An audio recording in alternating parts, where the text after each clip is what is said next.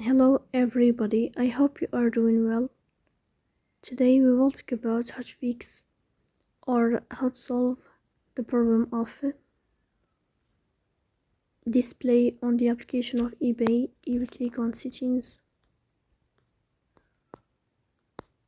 Here you will enter to apps, default apps, app settings. On above here you will search about eBay and you will click.